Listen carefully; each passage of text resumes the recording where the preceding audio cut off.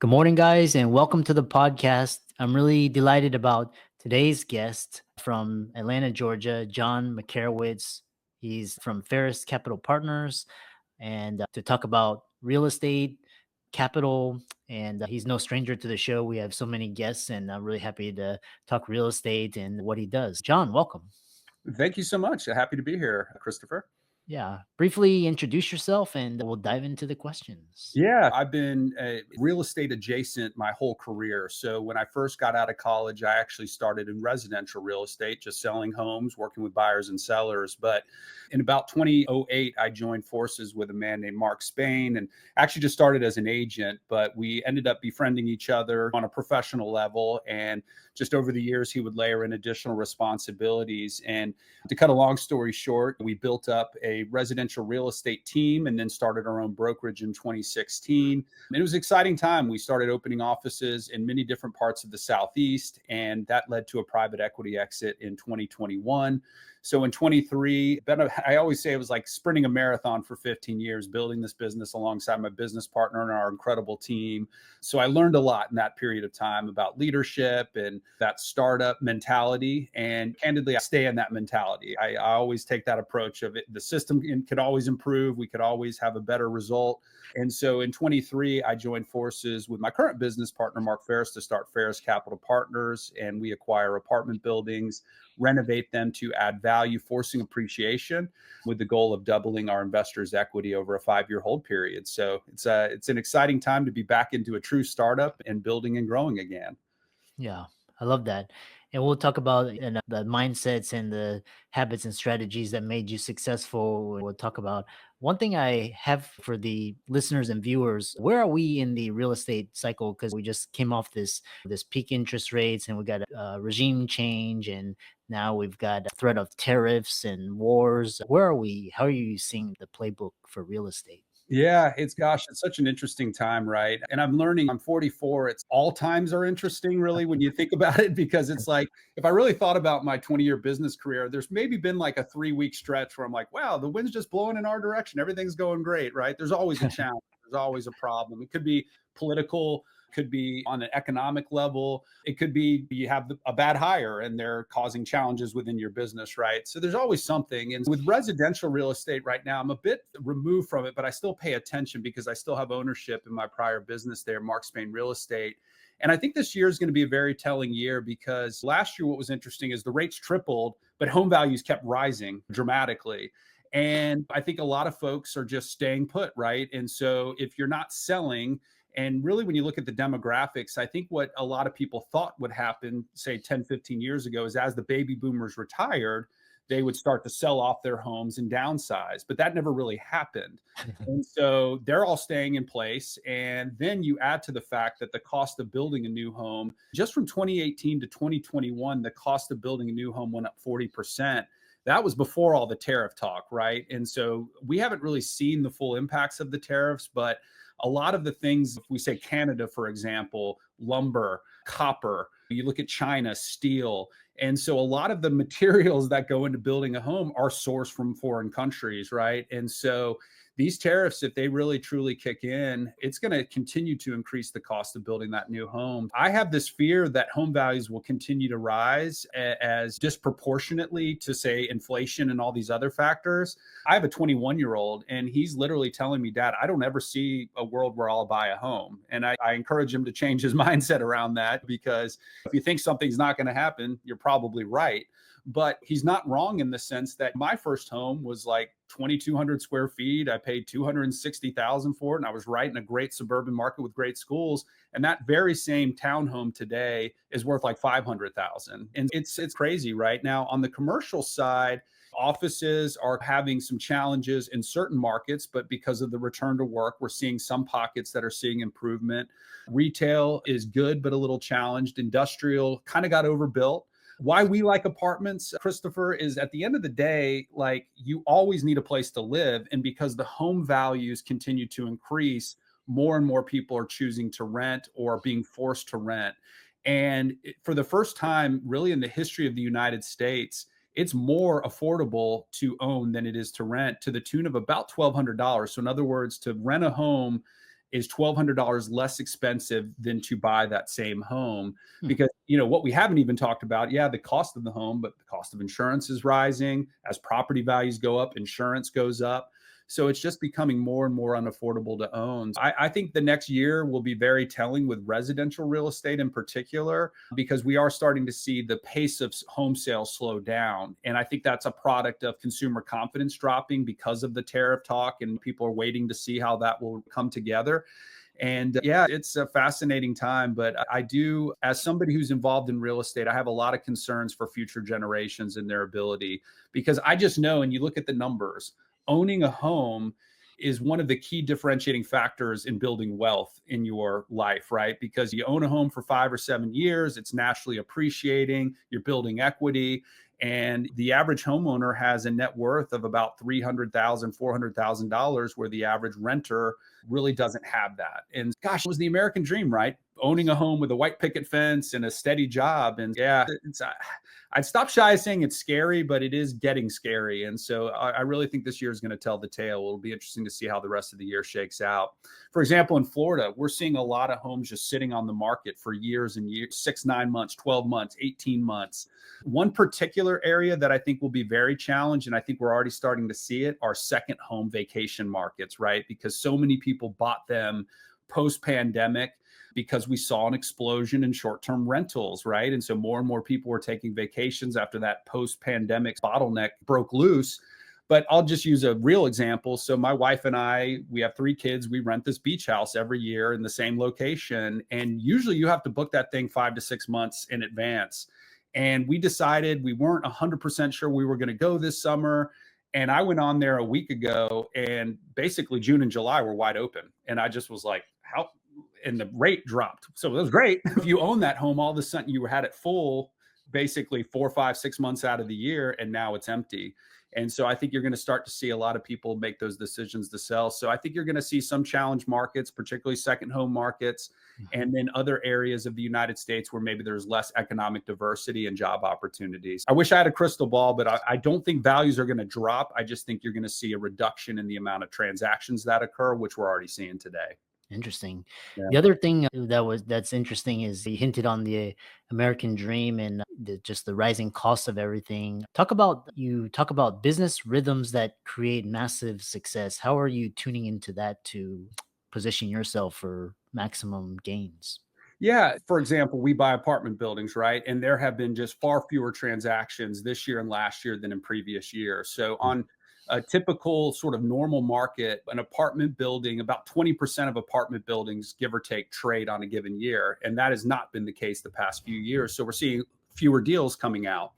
And it takes about 300 deals for us to see and review to find one that works for our model. It just comes back to, okay, what are the business rhythms? In our world, we know that 90+% of these deals trade through a broker.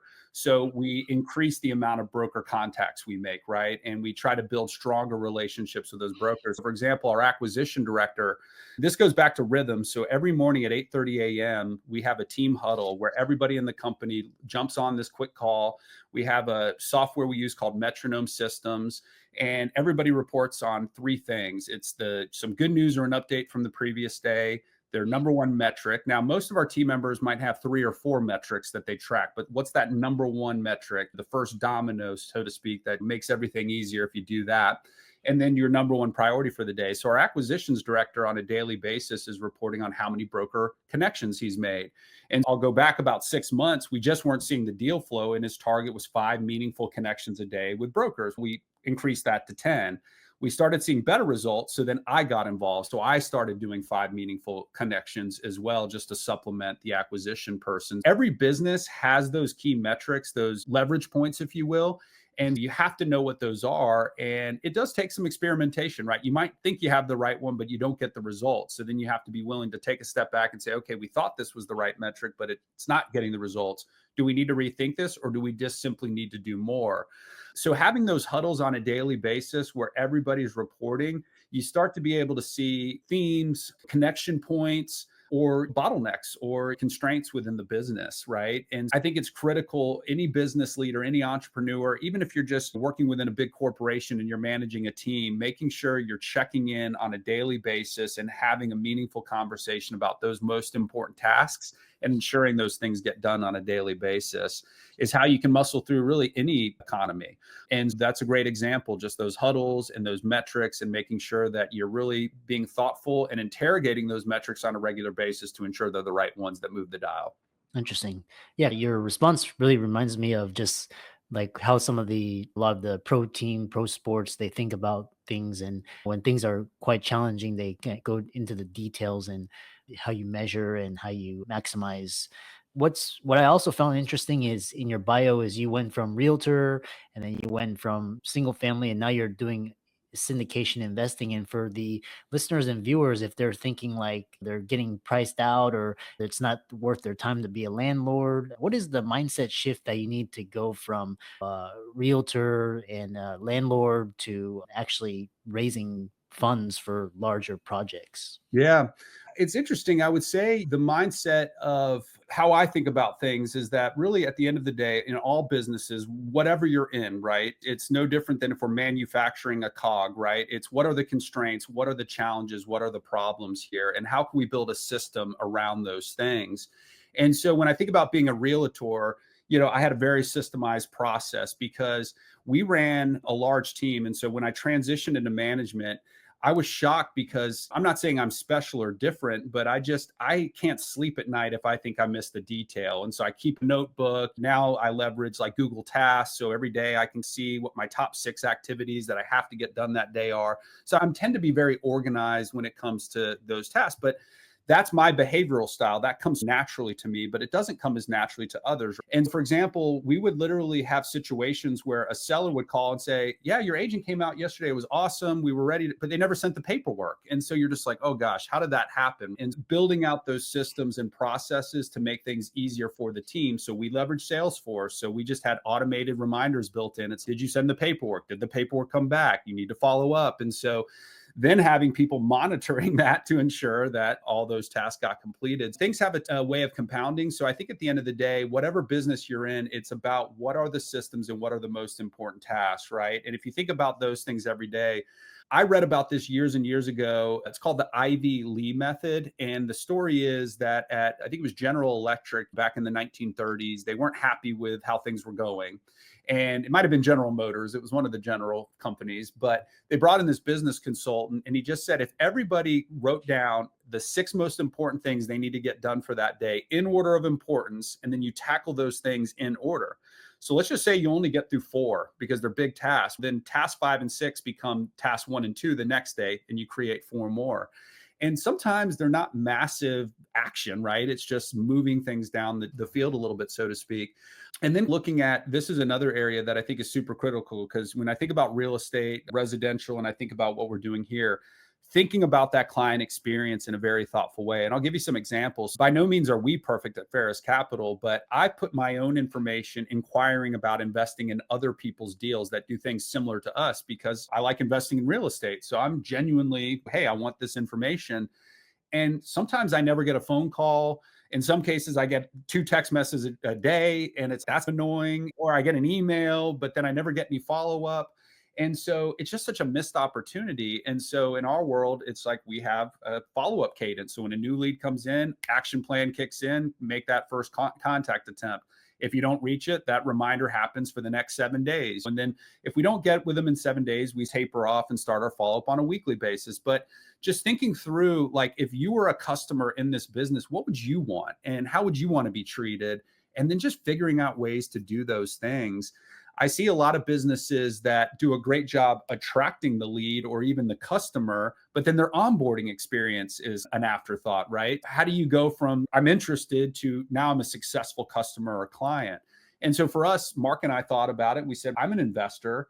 And this isn't a joke. Like, I'm invested in some deals. I put 500,000 in one deal in particular, and I get an update every kind of 9 months or so. I can't really figure out when they send them. It just shows up in my inbox one day.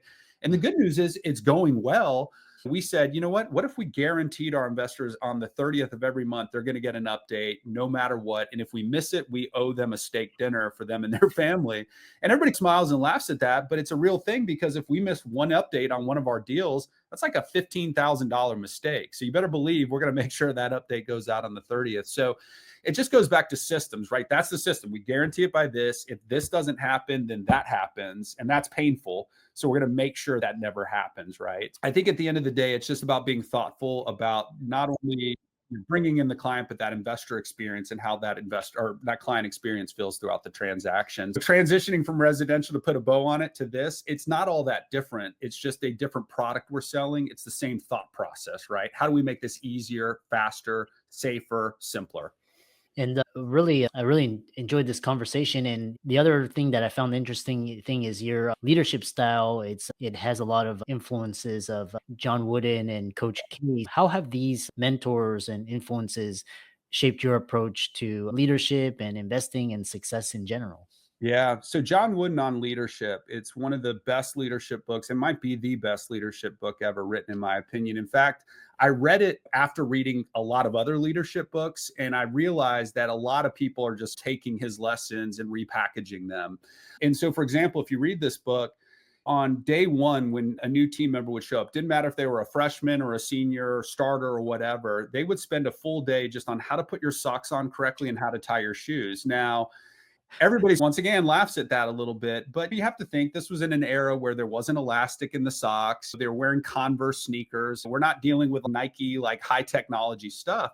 And so his thing was, if we get this wrong and your sock gets a little bunched up in your shoe there and you get a blister mid game, it's going to impact your performance. So we're just going to focus on getting this small detail right. And so that was one of my biggest takeaways, is like the small details are almost more important than the bigger ones in a lot of ways. Making sure you say somebody's name correctly, making sure you do it. If you say you're going to send the paperwork by the end of the day, send the paperwork by the end of the day, just honoring your commitments. And I think the other thing is he's got this pyramid of success, and success is not winning. It's showing up every day and doing the best you can do in that given situation. Now, his is much more, I didn't read that verbatim, but it's that basic concept or idea. And so when you bring that to leadership, it's nobody gets it right 100% of the time. Your team members will make mistakes. You'll make mistakes. It's just about what do you do about it, right? You pick yourself back up and you get back out on the court and you push yourself a little bit further. It's interesting. A lot of people I know, and this is no problem. Like, I'm a big reader. I like to hold the book in my hand. This one is not on Audible. So if you're wanting to read it, you're going to have to pick it up. But I would encourage you to do it because, man, I dog-eared like every other page, highlighted the heck out of it. There is so much good information in there. So I think for me, there is a lot of commonality between business and sports because nobody finds success on their own, in my opinion. Luck always plays a factor in anybody's success, but the team is the most important thing. So if you can really bring together a group of people and give them what they need to be successful, because everybody's different, right? Like, some of my team members, I need to check in with a couple of times a day. And it's not a bad thing. It's just they like to bounce ideas and they want to make sure their thinking's correct. Others I can maybe talk to once every couple of days, and they just need to put their head down and do their focused work. So it's not having one formula for everybody. And when you look at some of the most successful sports teams, that combination of coach and player is really where the magic happens. And there's so many examples where, like, Joe Namath's first coach, he didn't find a lot of success, but then he found a coach that matched his style. And then boom, he's one of the greatest quarterbacks of all time. And it's having that ability to, as I said, give people what they need to be successful, not just say, this is my style, so everybody's got to do it my way or whatever. So yeah, so I think that's it, man. I think there's a lot of similarity between sports because the team is going to be what makes you successful. And I would even say the entrepreneurs that are out there, the entrepreneurs that I know that are the most successful typically have a partner, whether it's an official like partner in the business or just a trusted number two, but they can bounce ideas off of, talk through challenges and problems. So yeah, I've been very fortunate with both my business partners that there's things that were common in terms of what we would like to accomplish, but we had different behavioral styles that complemented and balanced each other out. And so I think the team is the thing, man. I talk about servant leadership a lot. And my goal as a leader is to basically give the team what they need, clear the decks, make it easier for them to do their jobs, not just sit up top and bark down orders. If that means I got to go pick up trash at one of our properties because one of our PMs quit and the property doesn't look great, I'm going to do that, whatever it takes to succeed. In fact, I had a business coach, Christopher, and he said ambition is really just the willingness to do whatever it takes to succeed. And so that's how I think about it. It's just whatever it takes, we're going to figure this out one way or another. Yeah, excellent. And if people were inspired by your this podcast, and how can they connect with you and learn more from you and work with you? Yeah, I'm sure my name will be here in the show notes. You can go to LinkedIn, pretty easy to find me. Not a whole lot of John Makarewicz's out there. You can go to fulloutinvesting.com. That's a website Ferris Capital Partners has created where we have a sample deal and a video on how we do things. But you can book in a time to talk with me there if you'd like to just connect. And it doesn't have to be about investing, just if you want to talk leadership, anything like that. Those would be the two best places to find me. Excellent. I really enjoyed this podcast, and keep up the great work. Oh, thanks so much, Christopher. I enjoyed it as well. Thanks.